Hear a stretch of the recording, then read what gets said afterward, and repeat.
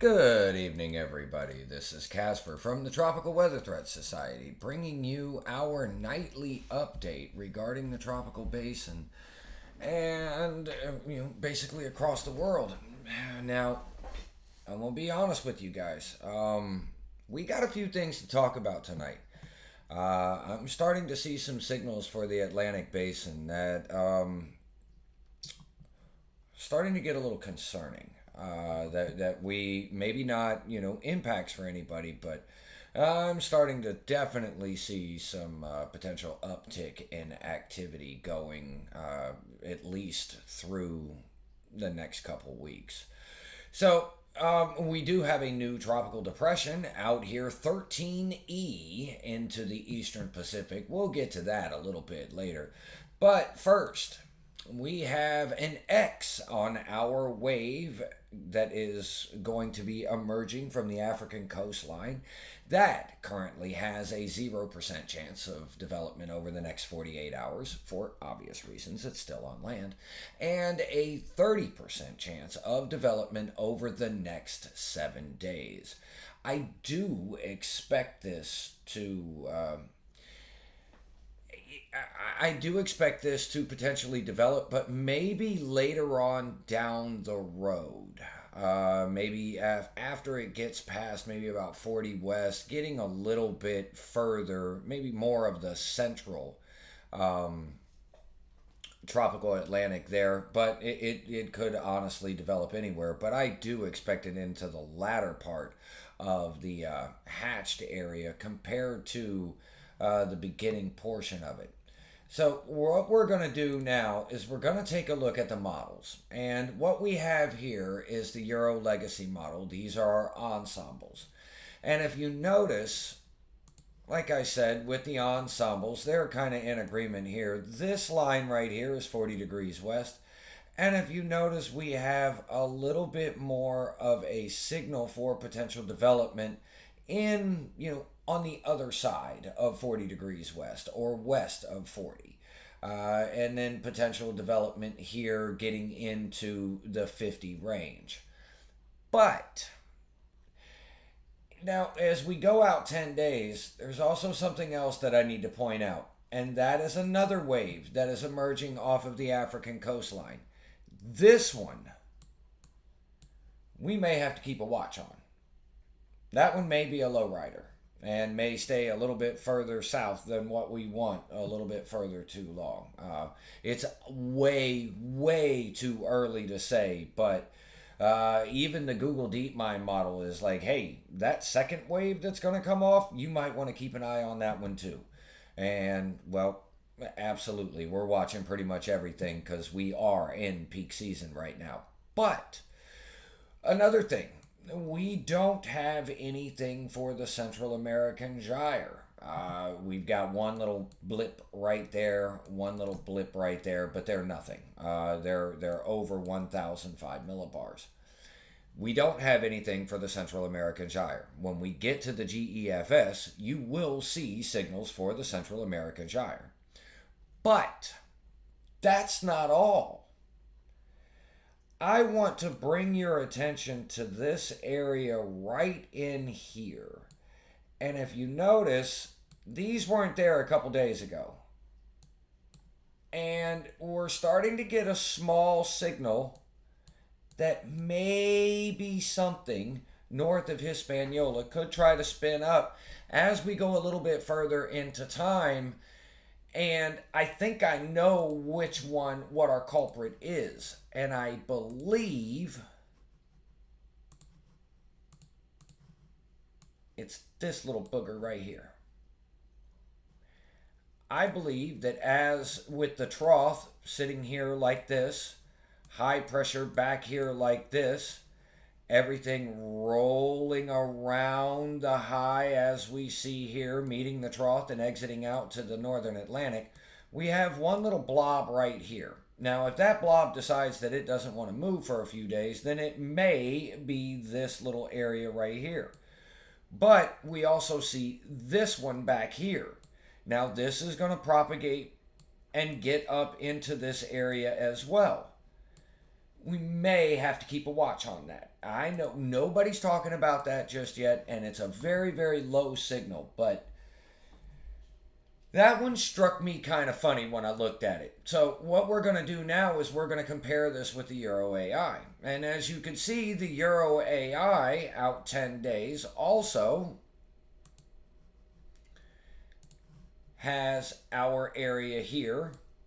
We've got another wave, potentially it's buried in that signal right there from our first wave.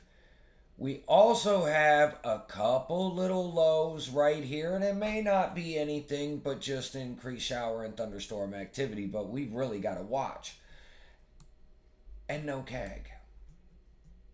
Okay, now let's take a look. Let's see what the GEFS has for us. If we look at the GEFS, oh, it's got CAG. But if I pull it back to day 7, there's not very much. Now, if we go to day 10, we got a few more. But, again, I'll come back here to day 7. We don't have that little signal here. We do have our first wave there. And when we come to day 10, we also have the potential for another wave emerging. So the GEFS and the Euro are in complete difference. Let me erase that so we can get a full view. There's the Euro legacy, the Euro AI a little bit further south and to the west than what the Euro is. And the GEFS is like, we're not even really going to try to get this much further than like 50 degrees west, and we're going to eject it off into the northern Atlantic. That, I mean, I would certainly take that scenario. But we're going to have to wait and see, because it is also calling for a Central American gyre that nobody else is calling for. And at that point, once we get out past 7 days, you really got to it really makes you wonder. So now we're going to take a look and dive into the Google DeepMind. And as I start to go forward with this, we will definitely begin to see our signal out into the main development region. We're going to get this to day 7. All right, and we're going to pull up our little box.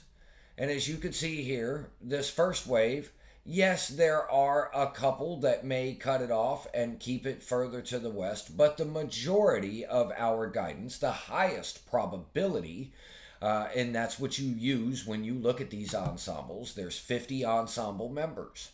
So what we're doing is looking for the majority of what those ensemble members are calling for. Yes, there's always going to be outliers in an ensemble, but the majority of the guidance for now has this and has had a consistent turn. And, we're also looking at something similar with the Euro and the GFS. Okay, so this one, although we should see some activity, this one should be okay. We shouldn't see much. I mean, for the folks down here into the islands, especially into the northern leewards, obviously you're going to want to watch every single wave that comes off right now. But as far as this first one goes, it does look like things should be okay. But I'm going to now take Google DeepMind out, and we're going to go out 9 days. And we see a little bit of a signal of this second wave. Now, obviously, we don't have 50 ensemble members. That's not my concern. What my concern is that the steering currents on this and the potential track for this is different from the last one. As you could see here, this one may take a more west-northwest path. Yes, there could be some that bring it up and bring it out, but there's also some, and granted, this is way out into the long range. We're 9 days, and the thing isn't even, let's be realistic here. The wave is probably still somewhere in Central Africa, okay? So we're just kind of trying to read the quote-unquote tea leaves here. just to make sure, because we know we have a positive or an enhanced MJO cycle getting ready to move through the Atlantic. We are in peak season. We're watching everything right now. But as we could see, this may have the opportunity for a little bit more of a west northwest track as of right now. Now, we will obviously be checking back on this every single night going forward. But just wanted to let people know, saying, hey, maybe a little something. Okay, now, another thing that I want to do is I'm going to rewind this back, and we see our little low pressure maybe there off the coast of the mid-Atlantic states. Now, again, it's a very low signal, but if the Google DeepMind doesn't have a couple little spots. Now, granted, I told y'all it is a very, very low signal, but it's a signal nonetheless. And being that we're in peak season, just want to bring people's attention to it. It's not even covered. We're not forecasting any type of storm. All we're saying is, hey, this little blob of thunderstorm activity out here east of Barbados is going to roll around the periphery of this high pressure potentially, and or we get another little low pressure up here that kind of dips down, and we may get a little bit of cloudiness, shower, thunderstorm, and a long range, very low signal for some activity.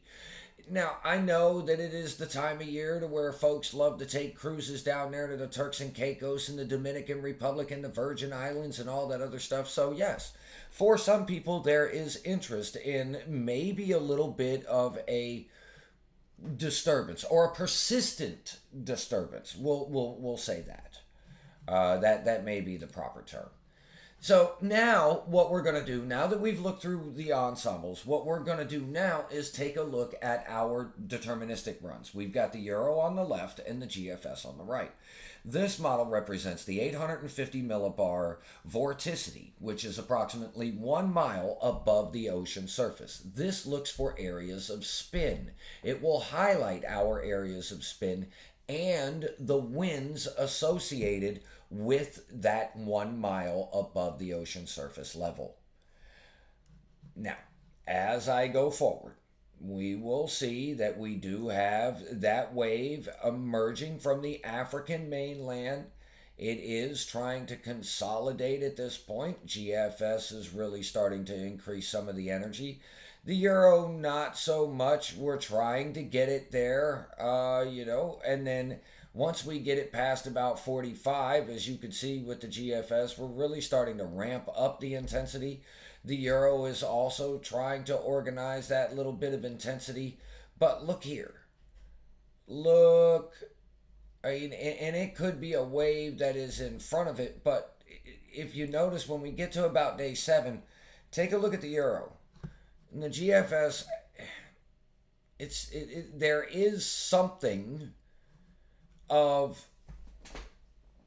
questionable, like a little wave of some sort there. Again, it could be just persistent showers impacting folks in the islands and, potentially impacting just cruise weather. But now that we're out to day 7, we do see some agreeance with the models here with the GFS and the Euro. Where we don't see agreement, one, the GFS has a very strong coastal low pressure. The Euro, not so much, wants to bring, trying to organize a little bit of something back here, but has the main culprit way up here. Also, the GFS is trying to organize a Central American gyre feature. The Euro is wondering what the GFS is sniffing. Now, I will say this. On some of the Euro ensembles, I did go through them individually here earlier. And if you guys want to, after I finish all the basins, we can go through all the individual ensembles if folks would like. The Euro wants to bring a small signal out here into the southern part of the Gulf near the Bay of Campeche.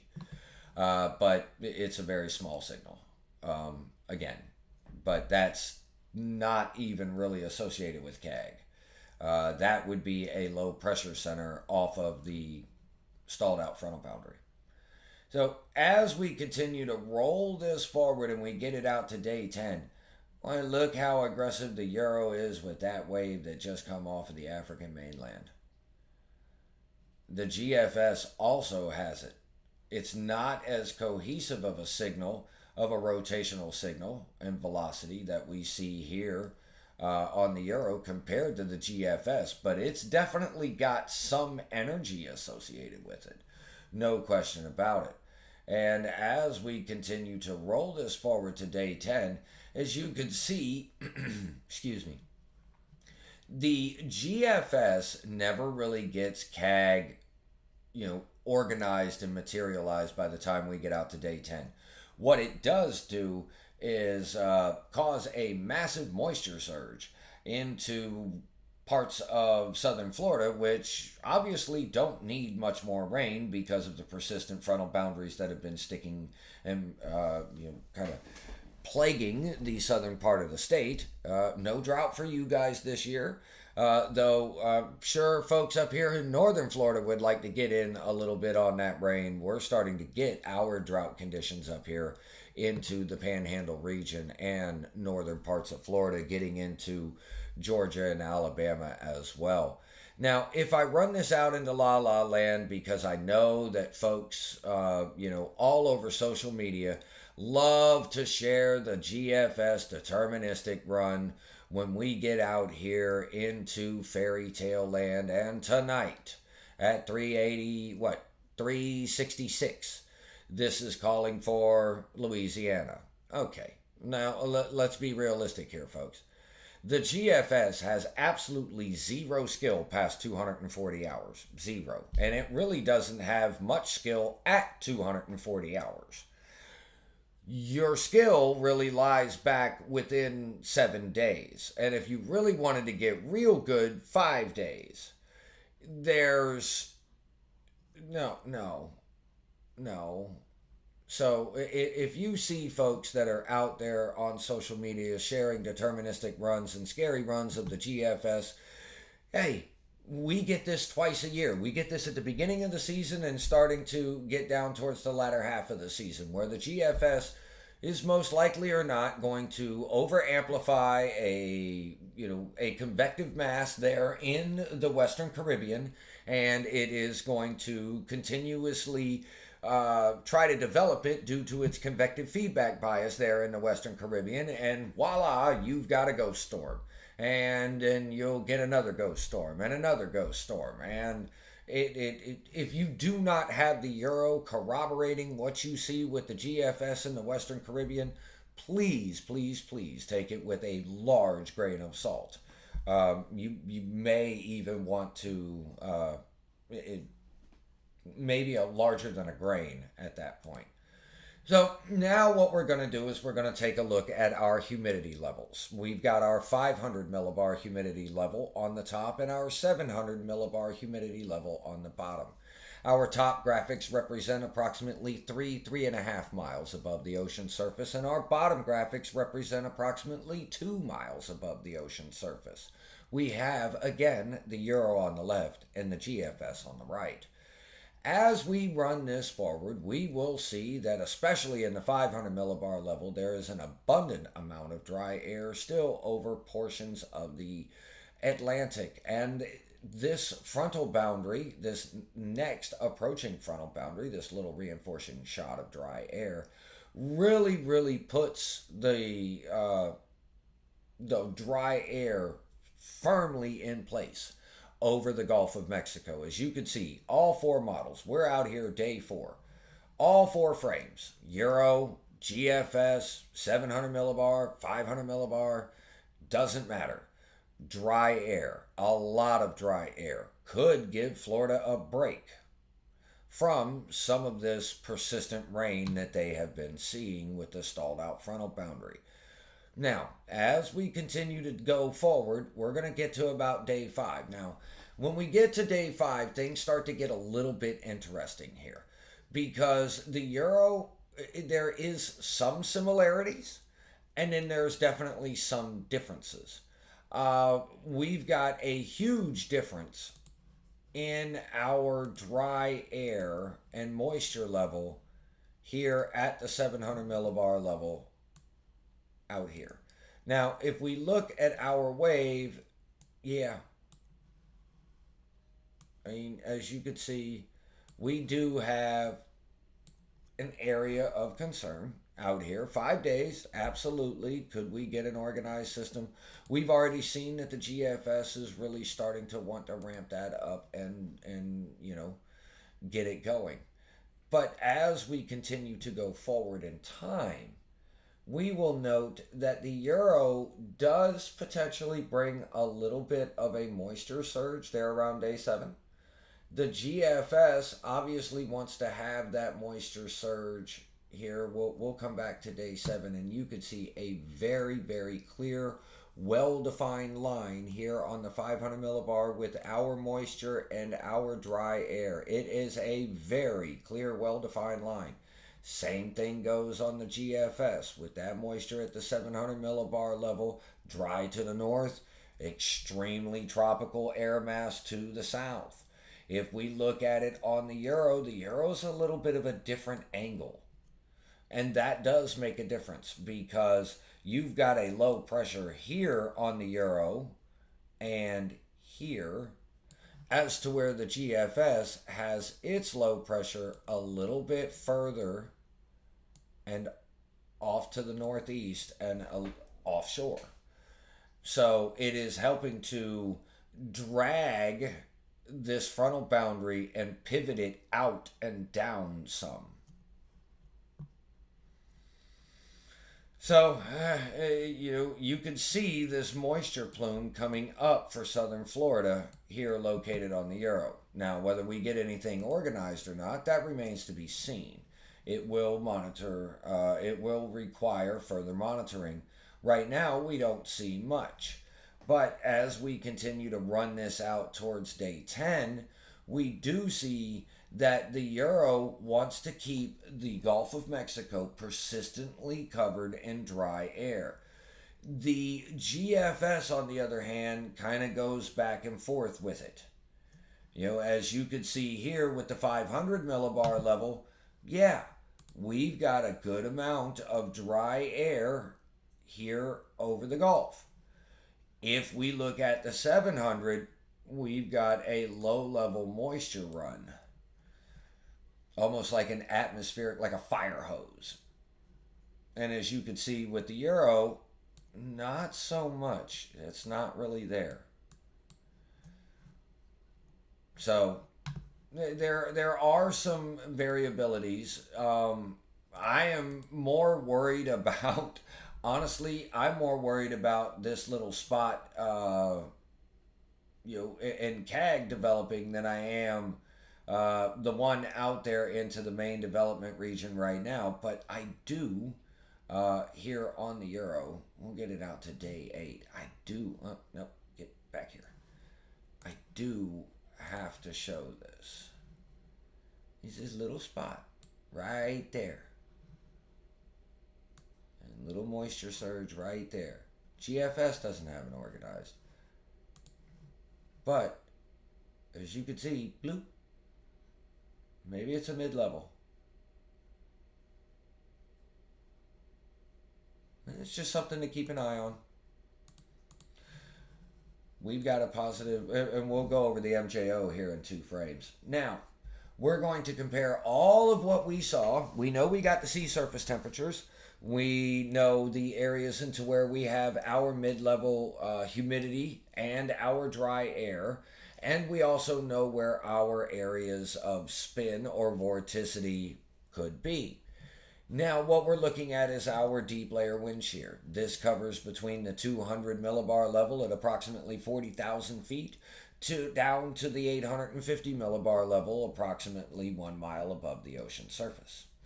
So this shows our winds changing direction and speed with height And as we could see, there is very, very hostile conditions across the tropical Atlantic, especially where the wind shear is concerned. As you could see here in our current conditions, we've got a large area of shear. We've got more shear dumping here. We've got a massive amount of shear here. And then we've even got even more there. And then you have speed shear coming off the coast of Africa. So as you can see, they're in very good agreement with one another. Well, let's run this forward and see how long they stay in agreement. So as we continue to run this forward, we've got our little upper level low there into the central portions of the Atlantic, and then here comes our trough. And as you can see, we kind of set a really, really heavy vector of shear over portions of the Gulf of Mexico and parts of the Western Caribbean. But the GFS really wants to have this area right here into the Caribbean very, very low shear values. This will allow for some persistence of shower and thunderstorm activity to potentially bubble up with a more conducive environment with a upper level divergence starting to progress into the basin. As you can see with the euro does not agree.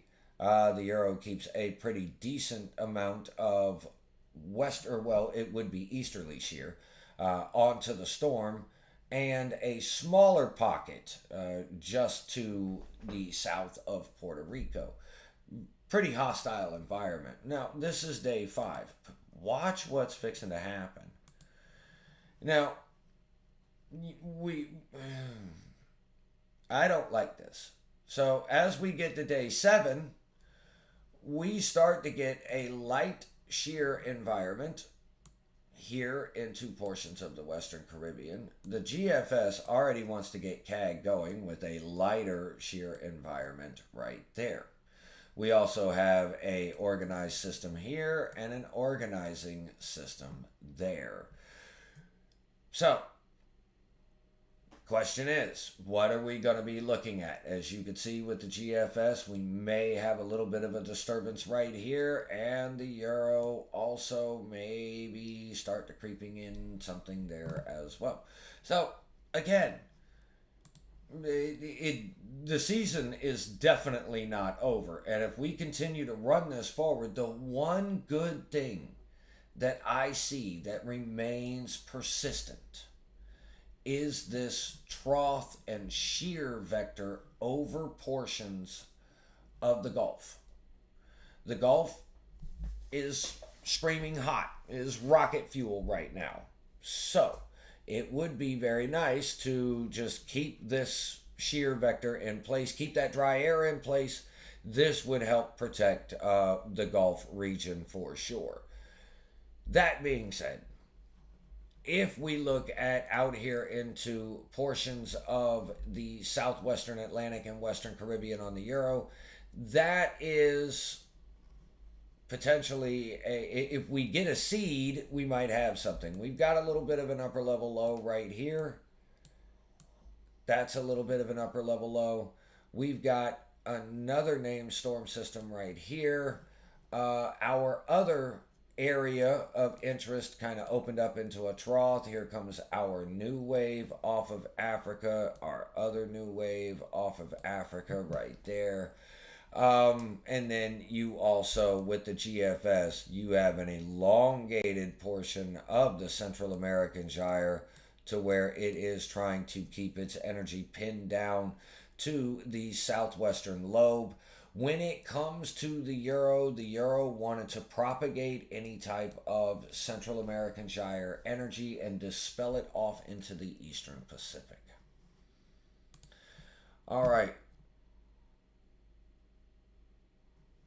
Let's see. Now, if you guys got any questions, I need to check chat for a specific. Nope, not yet. All right. I'm waiting to see if we get a special message tonight. Hold on one second.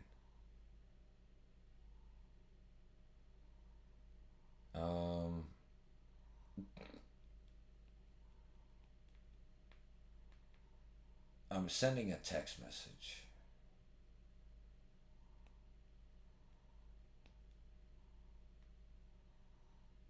All right, let's see.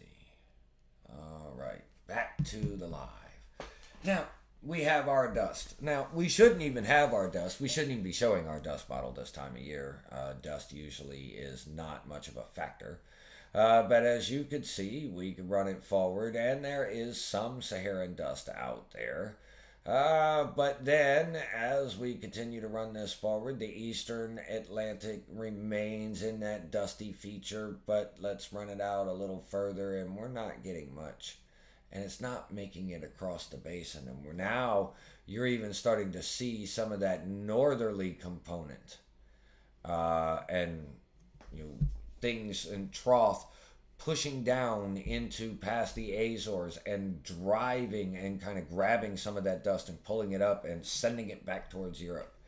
You guys would be surprised how far Saharan dust goes across the northern hemisphere. It pretty much goes everywhere across the northern hemisphere. I'm not sure if there's too many land masses. I know Asia, all of Europe, everybody here in North America, we get it. South America gets it. Obviously Africa. I think Australia and Antarctica are probably the only two that never see any Saharan dust, though Australia's got plenty of dust from the outback of their own, and then if we get some of that dust down into Antarctica, something really, really bad has happened, and I'm not here to try to explain it. Now, our nightly look at our MJO forecast. As you can see, this is our GEFS ensembles. It is bringing it back into potentially phase 8, phase 1, which is our neck of the woods. Okay, if we look at add the GFS in there as well, it also is in agreement. Now, if we look at this graphic, I've been showing these graphics for the last few nights because the GEFS, if you remember last night, had a large amplified area that kind of stretched all the way down and through and right through the end of the forecast period. Well, tonight, the GEFS is now more in alignment with the euro. And this is a good thing because this takes this enhancement phase and propagates it outward quickly and could be then quickly replaced by a little bit more hostile conditions. Now, please keep in mind that once this goes through and storms are developed, something like this isn't going to kill the basin. Once they're there, they're there. This may help keep it from, doing crazy things, but it's not going to stop potential tropical cyclone development. Once this goes through, you're going to loft some of this moisture back up into the mid-levels of the atmosphere. And this is going to be potentially the trigger. Uh-oh. What happened? Nope. All right. We're good. Now, let's compare the GEFS and take a look at what the euro is showing. The euro amplification, again, around the September 19th, 18th, area, 17th, starting to really, fire it off. But then the euro wants to bring back maybe a little bit more hostile conditions. We're not saying that it's going to be, non-developmental conditions. What we're saying is that it could be just a little bit less conducive. Maybe not as much rising air and divergent air up there into the upper levels. Maybe a little bit more convergence. Maybe a little bit of sinking air in some pockets of our basin. This would be welcomed. I would be, come on in. If we compare it to the Euro AI, they're all in pretty decent agreement tonight. Look, GEFS, Euro AI. So, this does lead to a little bit of, hey, you know, the Euro AI is a little bit earlier in the amplification compared to the other two, as you could see. A little bit earlier, but it just, we're gonna have to keep an eye on it. Just keep a watch on it. But if this turns out to be true, then the MJO pulse that is coming through isn't going to potentially stick around like some of the models have been talking about earlier. That would be welcomed. Hi, Miss Betty. All right, a quick look at Earth Null just to take a look here, and that little spot that we were talking about out here with that little area of spin, we do have our little trough right there. So a little kink in the winds, another little area of vorticity here, another one there, a little kink in the winds here, and then we've got our other area. If we come up to the 700 millibar level, I can get the mouse to work properly here. We come up to the 700 millibar level, you can see this area of broad area of rotation right there. That's our wave. And it'll be exiting out.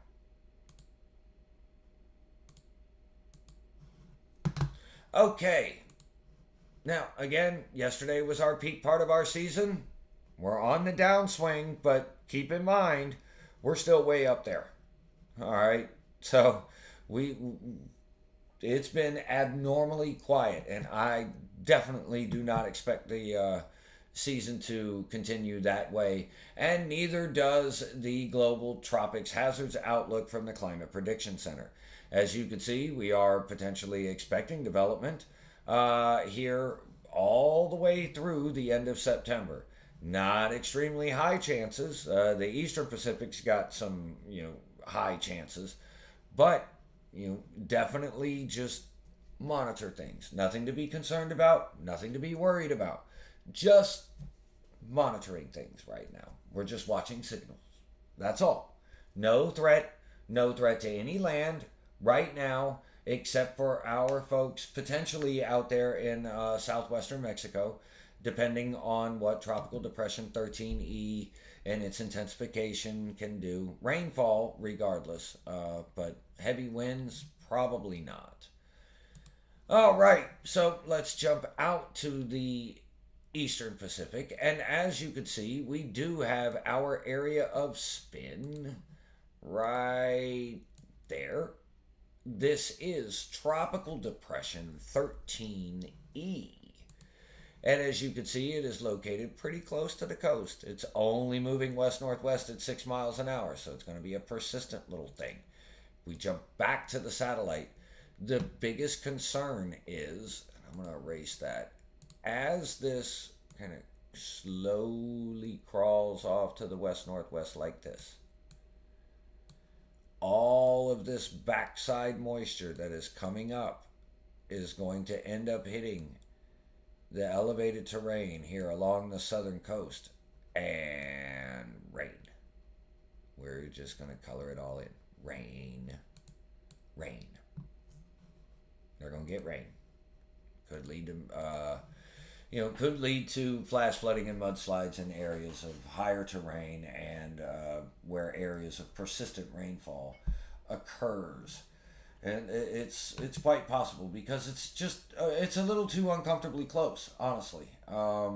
If it was out just a little bit further, we really wouldn't have to worry about that backside flow. But now that backside flow, being that it is so close to land, is probably going to keep it from intensifying really, really fast.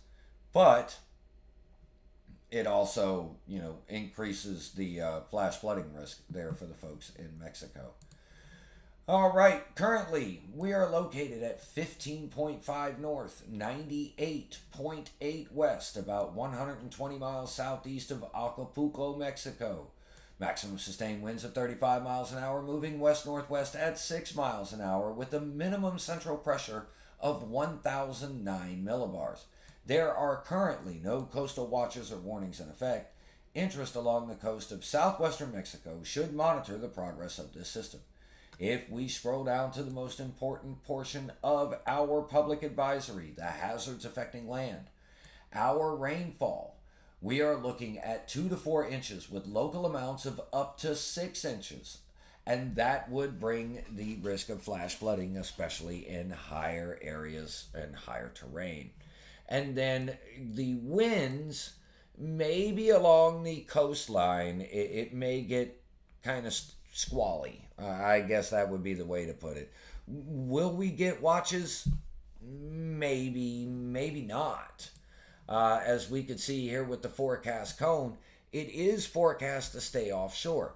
The thing is that as it moves, yes, it's moving parallel with the coast. But as you can see here, as it gets to a certain point to where it is really starting to intensify, the coastline starts to retreat away from where the storm is going. So you're opening up this angle here. So even if it does extend its wind field, the coastline is retreating away from it as it is moving out further. So for every mile that it goes west, it's going to increase distance from the coastline. But it's got to get to, like our Saturday 12 a.m. time frame to where the coastline does start to run off to the northwest, and this continues off to the west-northwest. All right. Now, if we look at the spaghetti plots do show that this thing's staying well offshore. No one is calling for a bend back real quick, and then we're not even looking at anything crossing over the southern portions of the peninsula.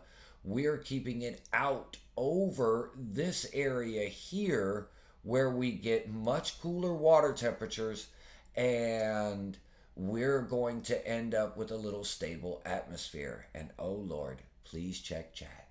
I've been waiting on that. Yes, now I get to announce it. Kylie is going to be doing the live Saturday. I know a lot of y'all have been asking about her and where she was, and it's different this year. There's no question about it. But Kylie will be doing your live this Saturday, so don't forget to join. And go jump on in and say hi. Dad is going to, I'll be around, but Dad's going to let her do her thing. All right, now the discussion. Okay, so this is, the top paragraph is of what we have as far as them classifying their intensity. Now, our second one is the guidance for it. And there's not a lot of cross-track spread, which is a good thing. Our third and fourth paragraph, these are the most important, so I'm going to read these here tonight. The new cyclone has a rather small circulation. In the next couple of days, global models suggest vertical wind shear and the proximity to land should limit the system's ability to strengthen. By the weekend, environmental conditions should become more conducive for steady strengthening. The depression is forecast to reach tropical storm strength in a day or so and become a hurricane by day 3. Late in the forecast period, cooler sea surface temperatures and dry mid-level humidities should induce a weakening trend. The initial NHC intensity forecast lies on the higher end of the intensity guidance envelope. This one is the most important one. Predicted tropical storm force winds are expected to remain offshore of the coast of Mexico. However, heavy rains and potentially gusty winds are possible along portions of the southern coast of Mexico during the next day or so. And if we look, what happened?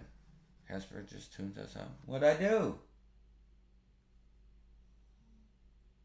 What'd I do? Where? Amanda, I didn't see where you put nothing.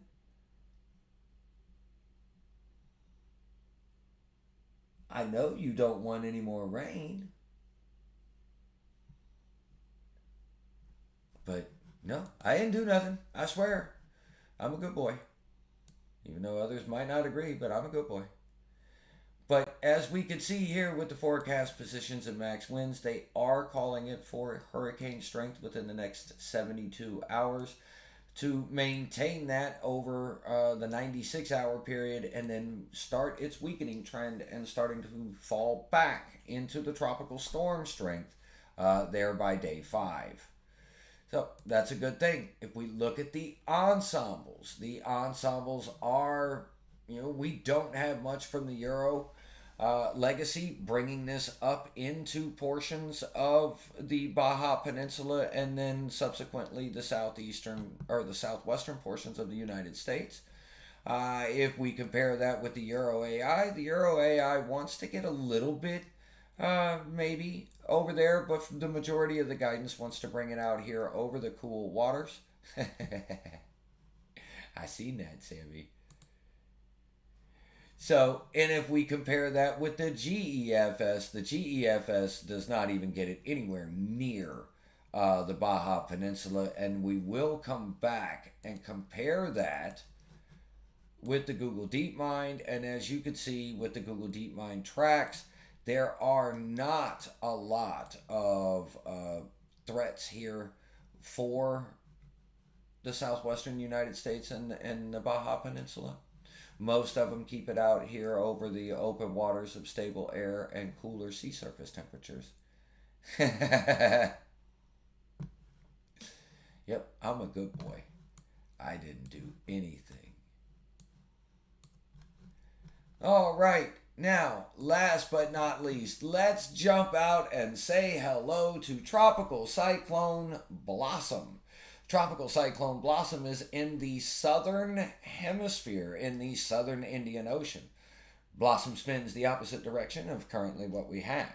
But we also have 93S. In some places, this has already been named a tropical depression. So, let's see. Did they put anything else? Nope, they haven't put anything else on it. I do know that some meteorological agencies have already labeled this a tropical depression. Being that it's a tropical depression, it obviously doesn't have a name.